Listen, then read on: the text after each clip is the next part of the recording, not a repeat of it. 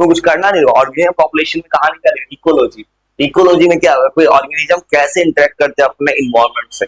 Environment में जैसे तुम जिस टेम्परेचर में रहते हो, किस क्लाइमेट में, किस एटमोस्फेरिक प्रेशर में, उस जगह तुम्हारा बॉडी का रिस्पॉन्स कैसा है। दो चीज का इंटरेक्शन है, बायोटिक और एबायोटिक फैक्टर्स। ये इकोलॉजी का आसान सा कंसेप्ट लिखा है, और ये वही लिखा है कि कोई इन्वायरमेंट अपना स्ट्रक्चर कैसे चेंज करता है। जैसे इनको इन्वायरमेंट, कोई ऑर्गेनिज्म जिस इन्वायरमेंट पर आता है उस इन्वायरमेंट में रिप्रोडक्शन कैसे करता है, उसका फिजियोलॉजिकल बिहेवियर कैसा है, तो इंसान स्ट्रक्चर कैसे मेंटेन करता है। फॉर एग्जांपल ह्यूमन बींग्स जो नॉर्थ इंडियन है, तो कभी साउथ में चला जाए तो उस सिचुएशन में कैसे सर्वाइव करे। जैसे यूरोप के केस में क्या होता है, जहां टेम्परेचर 25-30 डिग्री सेल्सियस हुआ, यूरोप में हीट वेव आ गया, क्योंकि उनका बॉडी उस चीज के लिए कितना साल से तैयार नहीं था। हमारा क्या है कि हमें नॉर्मल टेम्परेचर का आदत लग चुका है। वही बोल रहा है यहाँ पे इकोलॉजी एनसीईआरटी किताब में लिखा है, एनसीईआरटी ने, इसमें इंटरेक्शन है दो चीज का, किसी भी लिविंग बींग्स का, बायोटिक का एबायोटिक से इंटरेक्शन। अचानक सडन क्लाइमेटिक चेंज आ जाए, सडन टेम्परेचर बढ़ जाए, प्रेशर बढ़ जाए, अचानक साइक्लोन आ जाए, उस केस में रिस्पॉन्स कैसा दे रहा है। ये तो बिल्कुल आसान से करो, थोड़ा तुम याद कराते हैं। फिर लिखा है कि इकोलॉजी में पढ़ने का सबसे बेसिक, सबसे पहला चीज तो कोई लिविंग बींग है, ऑर्गेनिज्म। ऑर्गेनिज्म में क्या होगा, कोई भी लिविंग बींग, कोई भी बायोटिक फैक्टर, जैसे ह्यूमन बींग्स एक ऑर्गेनिज्म है, जैसे कैट, डॉग, ये सब डायनासोर से कहानी आया।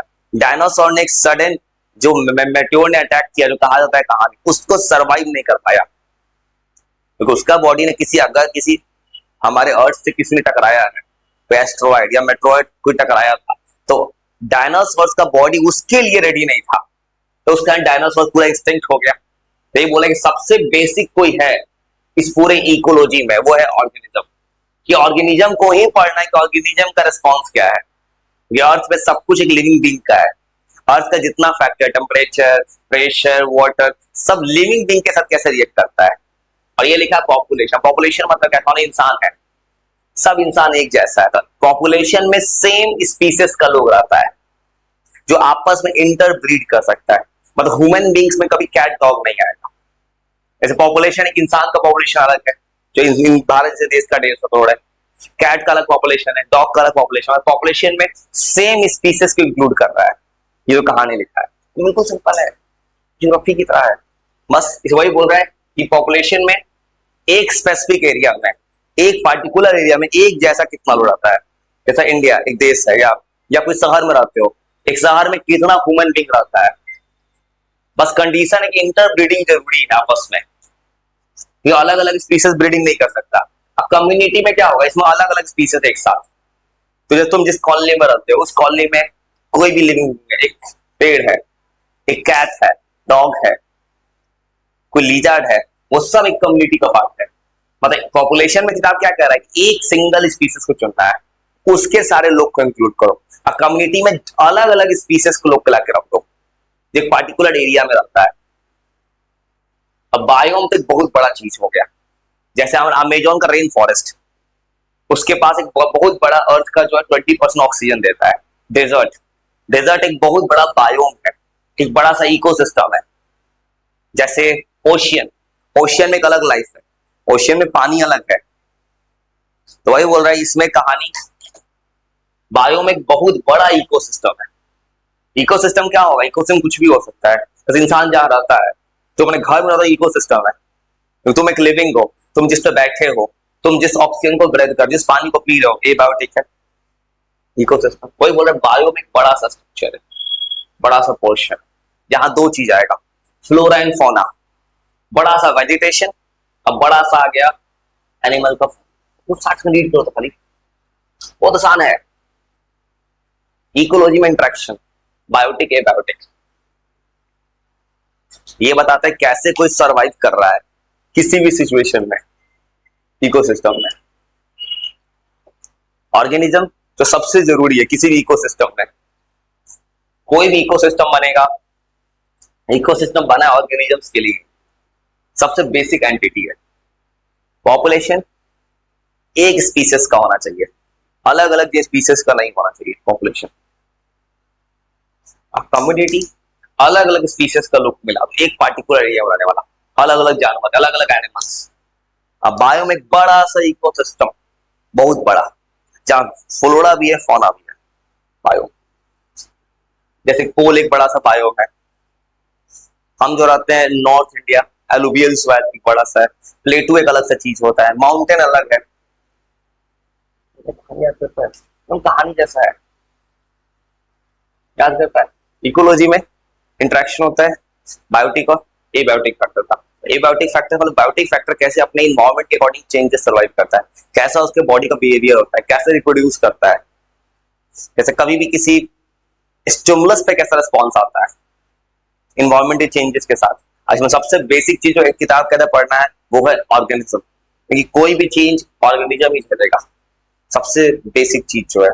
और उसके बाद पॉपुलेशन बनेगा सेम स्पीसीज का, इंडिविजुअल्स को मिला दो और अलग अलग स्पीसीज को मिला देंगे तो पर्टिकुलर में कम्युनिटी। अब और बहुत बड़ा इकोसिस्टम ले तो बायोम्स, जहां पे फ्लोरा एंड फौना का बड़ा सा इंटरेक्शन हो, जैसे Amazon rain forest, deserts, Thar desert, Sahara, जैसे हमारा एक कोल्ड डेजर्ट है लद्दाख। अब ये बोल रहा है कि ऑर्गेनिज्म एनवायरमेंट का, तो कुछ याद पूरा क्या एनसीईआरटी किताब पूरा कहानी याद कर, ये बोला है कि ऑर्गेनिज्म एनवायरमेंट का फिजियोलॉजिकल, ये फिजियोलॉजिकल इकोलॉजी है। अब यहाँ बोल रहा है इकोलॉजिकल स्टडी है तो बेसिक मतलब कोई भी ऑर्गेनिज्म होगा कैसे रिस्पॉन्स करता है किसी भी लेवल पे किसी भी चेंजेस के साथ। मतलब ये इकोलॉजिकल स्टडी में किसी भी ऑर्गेनिज्म का बिहेवियर पढ़ना आगे चल के कि टेम्परेचर चेंज होगा, प्रेशर चेंज होगा, किस किस फैक्टर पे कैसा रिस्पॉन्स देने वाला है living things, orbital rotation and tilt of the अर्थ, ये भी एक फैक्टर रिस्पॉन्सिबल बोल रहा है। क्योंकि अगर अर्थ रोटेट कर रहा है 24 आवर्स में एक्सिस पे, अर्थ के रोटेशन के कारण डे और नाइट हो रहा है, वो बोल रहा है कि इसके कारण जो है इंटेंसिटी ड्यूरेशन ऑफ टेम्परेचर, अर्थ का रोटेशन के कारण भी जो है डे और नाइट हो रहा है। अर्थ थोड़ा टिल्ट है, टिल्ट होने के कारण ये बोल रहा है कि टेम्परेचर में चेंज आ रहा है, क्योंकि अर्थ के कारण क्या हो रहा है कि अर्थ के सबसे ऊपर और नीचे काफी कोल्ड टेम्परेचर है। अर्थ ऐसा है, अर्थ तुम तो देखे होगे तो बीच में है ट्रॉपिकल जोन, इधर है सब ट्रॉपिकल। अर्थ जो है बीच में जो है ये है इक्वेटर, ये है ट्रॉपिकल, ये वाला रीजन पे गर्मी पड़ता है, और ये है टुंड्रा जोन, ये पूरा ट्रॉपिकल, ये सब ट्रॉपिकल रीजन है। भाई बोल रहा है कि अर्थ के टिल्ट होने के कारण भी टेम्परेचर पे अर्थ का वेरिएशन है, अर्थ के कारण बीच पे अर्थ का काफी गर्मी है, जो अफ्रीका रीजन है, north pole, Greenland, south pole, Antarctica, ये सब काफी ठंडा भी बोल रहा है, अर्थ के कारण चेंजेस है। अर्थ के रोटेशन के कारण ये बदल रहा है, डे और नाइट हो रहा है, अर्थ के रिवोल्यूशन के कारण सीजन्स बदल रहा है। अब फॉर्मेशन ऑफ बायोम्स, ये बोल रहा है बायोम्स जो बनता है the form of major biomes, जैसे कुछ बोल रहे हैं सीजनल बायोम्स है, जैसे फॉर एग्जांपल अंटार्कटिका, अंटार्कटिका एक सीजनल बायोम, अंटार्कटिका का स्नो ऑलवेज है, लद्दाख एक तरह का सीजनल है, एनुअल वेरिएशन प्रेसिपिटेशन। और ये कुछ बायोम्स बनता है बोल रहा है कि रेन और स्नो के कारण भी, कुछ ऐसा बायोम्स है, जैसे फॉर एग्जांपल रिवर होगा, बारिश का मौसम आता है रिवर का फ्लो बढ़ गया। कुछ बायोम्स का फैक्टर है कि उस जगह का प्रेसिपिटेशन कितना है, रेनफॉल कितना है, उस जगह पे स्नोफॉल कितना होता है, बायोम्स। जैसे इंडिया में लद्दाख जैसे रीजन में या कश्मीर वाले एरिया पे जब ठंडा इलाका आता है स्नोफॉल काफी ज्यादा हो जाता है, तो वहां का पूरा बायोम बदल जाता है सीजन के साथ, मतलब किसी किसी जगह का बायोम सीजन के साथ बदल जाता है। जैसे तुम गर्मी का मौसम है साउथ इंडिया में, सीजन बिल्कुल बदल चुका है, वही बोल रहा है बायोम्स कुछ प्रेसिपिटेशन पे भी चेंज करता है वेरिएशन के साथ। और हैबिटेट, हैबिटेट कहाँ होगा जब बायोटिक या एबायोटिक फैक्टर के इंटरेक्शन से कोई लिविंग रहता होगा स्पेसिफिक लोकेशन में। हर किसी का कि फॉरेस्ट एक बहुत बड़ा हैबिटेट है वाइल्ड एनिमल्स का। अब इकोलॉजिकल ये बोल रहा है कि टॉलरेट कितना कर सकता है, मतलब ये बोला इकोलॉजिकल नहीं मतलब होता है कोई भी लिविंग बीइंग है, कोई भी स्पीसीज अगर कोई भी चेंज हो रहा है एनवायरमेंट में तो कितना उसको टॉलरेट कर सकता है, अब चेंज से क्या क्या रिसोर्स को यूटिलाइज कर सकता है और उसको कैसे फंक्शनल इंटरेक्ट कर सकता है। मतलब ये बता रहे हैं कि कोई भी अगर अचानक चेंज आ जाए, जैसे ग्लोबल वार्मिंग है, टेम्परेचर बढ़ा है, तो ह्यूमन बींग्स कैसे सर्वाइव कर रहा है, दिल्ली पॉल्यूटेड है, इंडिया का हर शहर पॉल्यूटेड है, तो वहां के लोगों ने उस सिचुएशन के हिसाब से अपने आप को टॉलरेट किया है। उसके उसके बाद कह रहा है कि इसमें ये भी डिसाइड करता है कि उस सिचुएशन में भी आके वहां का जो स्पीसीज है, कोई लिविंग बीइंग, अपने रिसोर्सेज को कैसे यूटिलाइज करता है, कैसे फंक्शनिंग करता है। जैसे प्रॉपर जो नॉर्थ इंडिया या दिल्ली में रहने वाला लोग सर्वाइव कर सकता है, लेकिन यूरोप का कोई आ जाए इंडिया जैसे माहौल में, उसके लिए सर्वाइवल पॉसिबल नहीं है, क्योंकि उसने हमेशा ऐसे, जैसे मान लो यूरोप का छोड़ा, इंडिया में भी कोई रहता है उत्तराखंड में रहता है या पहाड़ पे रहता है, नॉर्थ ईस्ट है या नॉर्थ सबसे ऊपर रहता है, वो कभी दिल्ली जैसे एरिया में, बिहार वाले एरिया में आ जाए तो वो पॉल्यूशन को नहीं झेल सकता है, क्योंकि उसको आदत है पहाड़ पे एकदम फ्रेश एयर मिलने का, या फ्रेश एयर मिलता ही नहीं है। वो कुछ नहीं कर कहानी, उतर कहानी तो बस कहानी क्या कर रहा है कि इकोलॉजिकल मतलब कि इन्वायरमेंट के अकॉर्डिंग कैसे कोई लिविंग बीइंग, साइकोलॉजिकल इकोलॉजी मतलब कैसे किसी इन्वायरमेंट के चेंजेस को टॉलरेट करता है। बोला चेंजेस आ कैसे रहा है, एक rotation tilt of the earth rotate कर रहा है, अर्थ की रोटेशन से पूरा का पूरा एक्सिस की टिल्ट, टेम्परेचर बदल रहा है, डे और नाइट बदल रहा है, ड्यूरेशन ऑफ डे नाइट, नया नया बोल रहा है प्रेसिपिटेशन, रेनफॉल, स्नो के कारण नया नया बायोम्स बन रहा है, बड़ा हैबिटेट। और हैबिटेट मतलब जहां लिविंग बीइंग कोई रह रहा है बायोटिक एबायोटिक के इंटरेक्शन के साथ।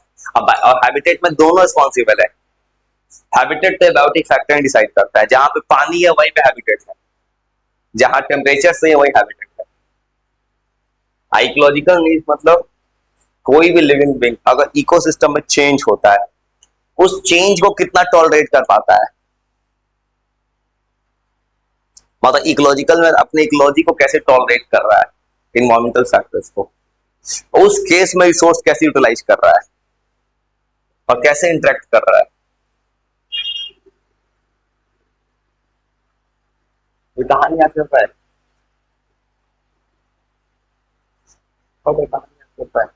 मतलब ये कहानी लिखा है क्या इकोलॉजी में, इकोलॉजिकल यहाँ बता रहा है क्या इंटरेक्शन, वहां पे कोई भी लिंक में इकोलॉजी में कोई भी चेंज आता है, इकोलॉजी मतलब पूरे इकोसिस्टम में चेंज आता है, तो कैसे सर्वाइव कर पाता है, सर्वाइवल बताता है। उसने बोला rotation tilt of the earth, earth हमारा रोटेट कर रहा है, अर्थ थोड़ा टिल्ट है, उससे टेम्परेचर बदल रहा है, duration of day and night बदल रहा है, एक्सिस के अर्थ के शेप के कारण भी प्रॉब्लम कि बीच में इतना ज्यादा गर्मी पड़ता है, ऊपर बिल्कुल अलग पड़ रहा है, इसलिए अलग अलग बायोम्स बन चुके हैं अर्थ पे, जहां पे काफी हाई टेम्परेचर जोन बना इक्वेटर के पास, ऊपर बना लो टेम्परेचर जोन पोल्स के पास।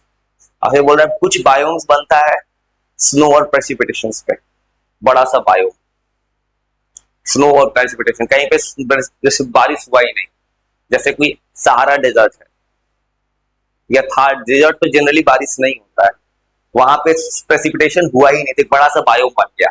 और कहीं पे जैसे अमेजोन का रेन फॉरेस्ट, अमेजोन का रेन फॉरेस्ट में बारिश काफी ज्यादा होता है, जैसे पहाड़ पे कोई जाएगा, पहाड़ का बारिश कभी नहीं रुकता है, कभी भी ऊपर जाके बारिश स्टार्ट हो जाता है, उत्तराखंड कोई कभी भी जाएगा वहां पे तो वहां दिखा रहा है कि स्नो के कारण भी अब प्रेसिपिटेशन का नया नया बायोम्स बन रहा है। इकोलॉजिकल नीड्स बता रहे कोई भी इन्वायरमेंट, कोई भी ऑर्गेनिज्म स्पीसीज कैसे सर्वाइव कर रहा है अपने चेंजेस को, कितना टॉलरेट कर सकता है, कितने रिसोर्सेस यूज कर पाता है।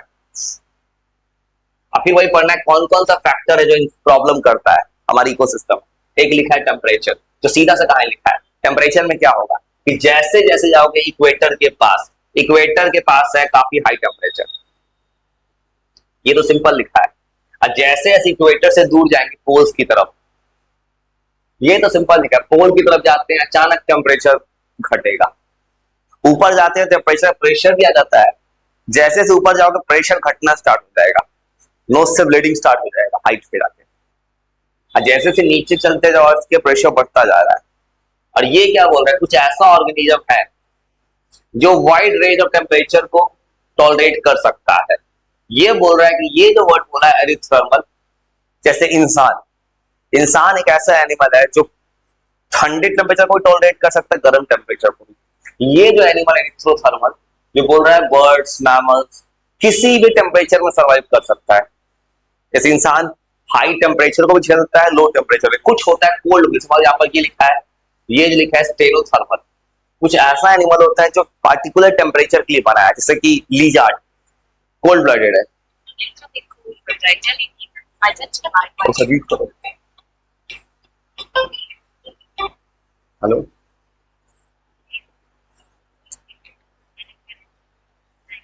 ठीक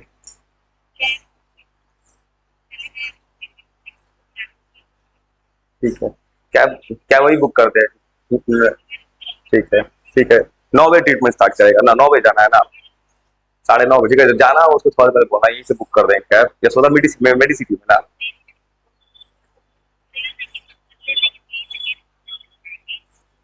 ठीक है, बुक कर देंगे। ठीक है, ठीक ठीक। वी का दूसरा फैक्टर वाटर, मतलब ऊपर ऊपर का फैक्टर शांत है। ऊपर का फैक्टर क्या है कि टेम्परेचर फैक्टर है, कि जैसे जैसे इक्वेटर पे जाओगे टेम्परेचर हाई हो जाएगा, पोल्स पे जाओगे टेम्परेचर लो होगा। कुछ ऐसा एनिमल मिलता है हमारे अर्थ पे जो सब कुछ से सह लेता है, सारा टेम्परेचर।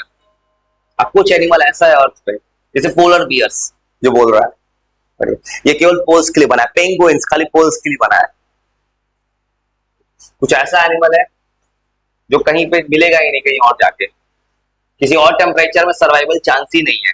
सील मछली, वो ठंडे जोन में है। अब फिर ये बोल रहा है वाटर, वाटर जो सबसे जरूरी चीज है सर्वाइवल के लिए। और वाटर में बोल रहा है कि वाटर कुछ पीएच अलग अलग है। एक पी लिखा है पीपीएम, ये जो लिखा है पार्ट्स पर थाउजेंड, जैसे पीपीएम पर पार्ट्स पर मिलियन, 1 मिलियन, ये बोल रहा है पीपीटी, मतलब 1,000 में कितना पार्ट है। ये बोल रहा है कुछ वाटर के बारे में, पानी जो है इनलाइन वाटर, जो वाटर हम लोग के पास आता है वो 5 पीपीटी से कम है। 1,000 में 5 पार्ट है उसमें साल्ट का।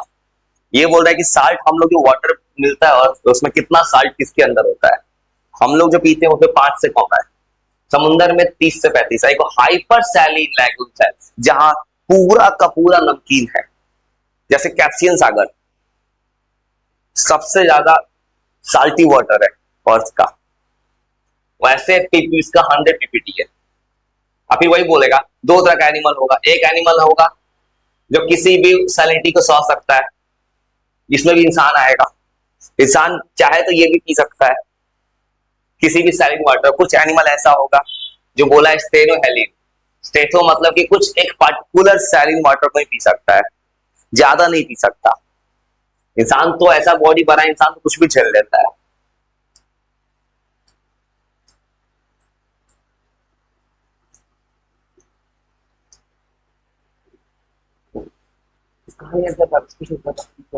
क्या रखना है, टेम्परेचर। इक्वेटर की तरफ जाएंगे टेम्परेचर बढ़ेगा, पोल्स पे टेम्परेचर घटेगा। दो तरह का एनिमल होगा, कुछ एनिमल ऐसा होगा जो कि लो टेम्परेचर झेल सकता है, हाई टेम्परेचर झेल सकता है, जो आएगा एक्सोथर्मल। कुछ एनिमलों का एक ही टेम्परेचर चलेगा, स्टीनोथर्मल। सेम तो वाटर में, ये वाटर का जैसे पीपीटी, यार मैं पीपीटी लिखा है पार्ट्स पर थाउजेंड, इनलाइन 5 से कम, सैलिन 30 से 35, हाइपर सैलिन लैगून्स।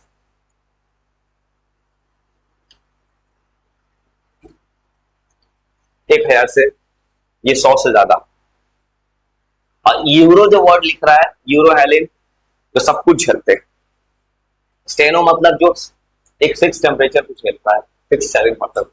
अब क्या करना है, इक्वेटर की तरफ जाएंगे टेम्परेचर बढ़ेगा, पोल्स पे टेम्परेचर घटेगा।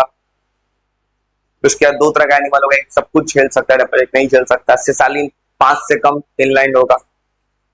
उसके बाद दूसरा होगा सैलिन वाटर जो ओशियंस में होता है, सी में। और तीसरा होगा हाइपर सैलिन। अब ये जो लिखा है लाइट, तो सबसे लाइट में क्या होगा, फोटोसिंथेसिस सबको पता है, फोटोसिंथेसिस होता है, रेट को कंट्रोल करता है। एनिमल पूरा का पूरा इसी पे डिपेंड करता है इनडायरेक्टली। एनिमल का रिप्रोडक्शन, यही बोला है कुछ एनिमल ऐसा होता है कि जो जिसको हर एनिमल्स को लाइट चाहिए माइग्रेट करने के लिए, किसी चीज के लिए भी। अब वही बोला है कि नीचे जाके लाइट नहीं जाता है, जैसे हमारे ओशियन के अंदर लाइट नहीं पहुंच पाता है क्योंकि अंदर पूरा डार्कनेस है। सॉइल का कहानी क्या होगा, सॉइल फॉर्मेशन होता है, वेदरिंग मतलब रॉक्स टूटता है, सेडिमेंट्स। सॉइल बहुत जरूरी है क्योंकि सॉइल जहाँ रहेगा वहीं बनेगा पॉपुलेशन, सबसे फर्टाइल सॉइल पे। सॉइल जब भी बनता है, सॉइल में क्या होता है, ग्रेन कैसा है, सॉइल का होल्डिंग कैपेसिटी, सॉइल का पीएच कितना है, बस कुछ सिंपल सा कहानी लिखा है। बस कहानी को तैयार करके एक बार उसका